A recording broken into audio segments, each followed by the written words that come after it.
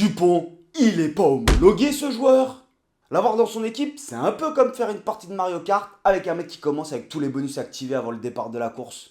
Franchement, il gagne la Champions Cup, le top 14 et les JO en 2 mois. Au calme! Et quand il revient à Toulouse, il commence remplaçant normal. Il entre normal. Il met 3 essais en 10 minutes normal. Il s'est passé des trucs ce week-end et on va en parler. Bon, Toulouse a éteint l'ASM et ça paraît presque anecdotique. Ce qu'on retient, outre la petite forme d'Antoine Dupont, c'est la sortie sur blessure de Romain Ntamak. Absent 3 semaines minimum, ça veut dire qu'il rate le premier match contre le Japon, et ça c'est au minimum. Parce qu'on a les blagues derrière, ça a pimenté un peu les discussions sur le poste de 10, pour ou contre Jalibert, parce qu'il marche sur l'eau en ce moment avec l'UBB. Ils ont séché l'USAP ce week-end. Mais la mauvaise nouvelle, c'est la blessure de Deporter.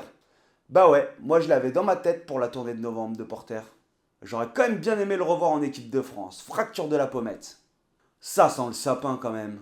Si quelqu'un a la durée de sa convalescence, donnez-la moi dans les commentaires parce que ça m'intéresse.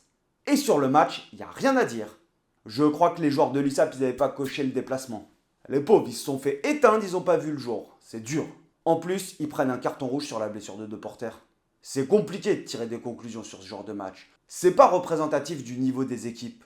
Quand t'as une équipe qui passe à côté, eh ben elle passe à côté. Les Béglés, malheureusement, ils l'ont vécu il n'y a pas si longtemps que ça. Mais sur le début de saison, Jalibert il cartonne. En attaque, bien sûr. Alors, est-ce que ça peut être le patron des Bleus pour gérer la tournée de novembre? Et gérer des joueurs comme Aldrit? Plus épineux comme question, ça. Le numéro 8 du 15 de France se déplaçait avec La Rochelle à Saint-Sébastien pour jouer Bayonne ce week-end. Enfin, je crois, parce que La Rochelle est toujours pas sortie du vestiaire. Bayonne leur a mis 25-0 en une mi-temps. Bon, ça veut pas dire que le match il est perdu. C'est juste chaud de remonter. Eh bien, les Rochelais ils l'ont pas fait.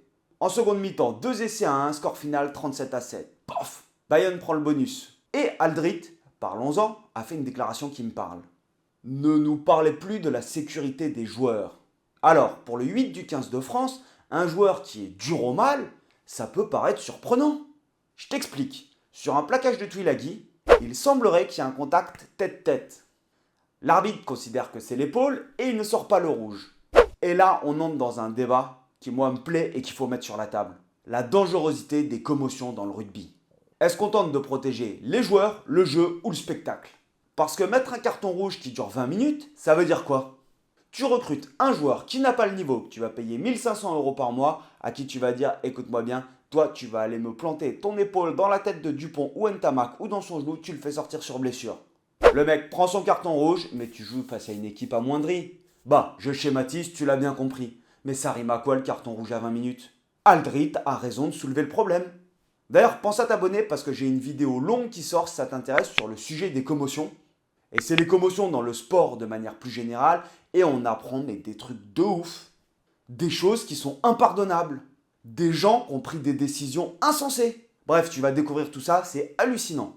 Pour moi, c'est un des soucis du rugby, c'est qu'on cherche des circonstances atténuantes pour des gestes qui sont impardonnables. Un contact à la tête doit être impardonnable, volontaire ou pas. Et là, on regarde un ralenti pour dire que ce n'était peut-être pas volontaire et qu'il y a une circonstance atténuante parce que le porteur du ballon a changé de direction. Et alors, on va demander au porteur du ballon d'aller tout droit maintenant? Perso, je suis pas d'accord. Contact tête, carton rouge, et puis ça créera des espaces. Mais ça, les joueurs, ils y sont pour rien.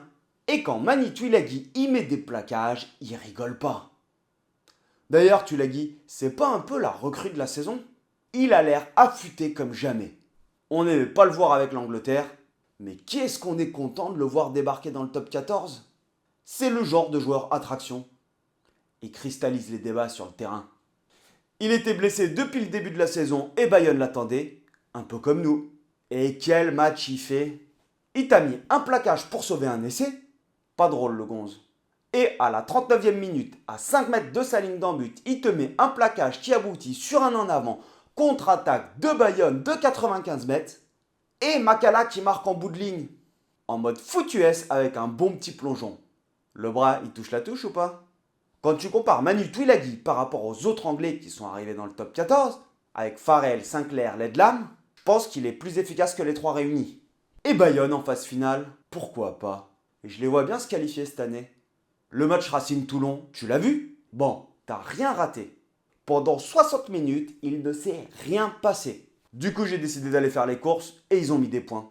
Le fait le plus important du match, eh bien, c'est Sandrine Agricole. Ouais, tu sais, l'ancienne demi d'ouverture du 15 de France.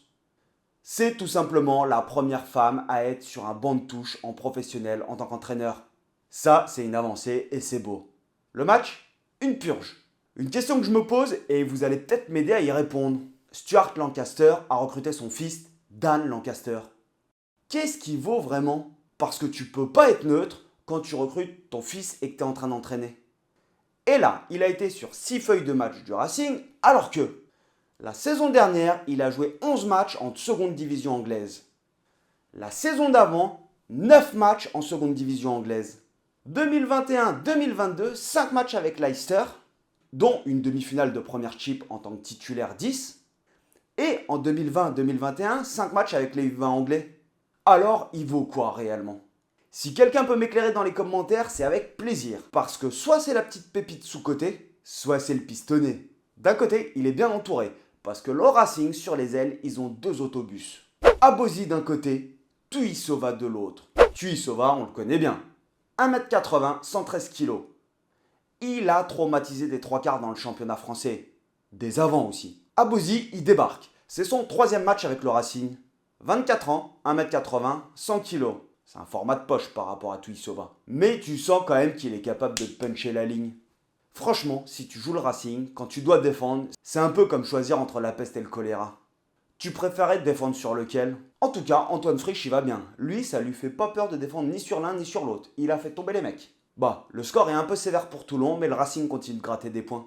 Montpellier-Vannes, pour moi, c'est le match de la journée. Franchement, les Bretons, ils sont au top. Rien que leur silence dans le stade pour les buteurs, ça mérite une place en top 14. Un peu de fair play et de bon sens, ça nous ferait pas de mal au public rugby. J'ai l'impression qu'ils ont bien pris le rythme du top 14 et ils ne se sont pas échappés dans le match des mal classés.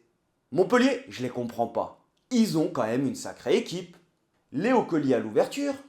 Ils ont fait sortir Stuart Hogg de sa retraite, Nouchi, Vincent et j'en passe. Ça fait rêver.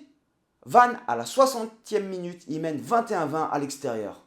En première mi-temps, ils se sont rendus coup pour coup. À la 62e minute, Montpellier passe devant 23-21.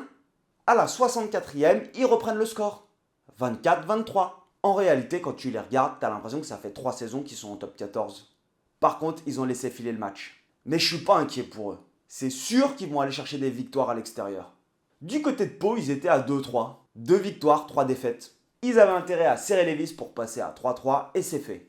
Ils font une première mi-temps monstrueuse. Ils mettent un 22-0 à Castres. Mais du coup, est-ce que Castres a les moyens de revenir dans le match? Ils ont quand même closqué Toulouse la semaine dernière. Et on sait que Castres, c'est une équipe qui lâche rien. Et la seconde mi-temps, ils le prouvent encore. Ça s'inverse totalement. Ils gagnent la seconde mi-temps, Castres 26-11. Mais avec 22 points de retard, ça suffit pas. Ils perdent 33-26. Par contre, les jeunes palois, ils sont éclatés. Doublé de Gaëtan et Atissouk marque. Avec la blessure de Deporter, Gaëtan, il aurait peut-être sa chance. T'en penses quoi? Côté stade français, ça ne va pas fort. Avant-dernier du classement. Avec le loup qui leur a mis une pilule et Couillou qui s'est encore bien illustré. Couillou, le Garec? Bah, c'était une petite vidéo actu réact à chaud.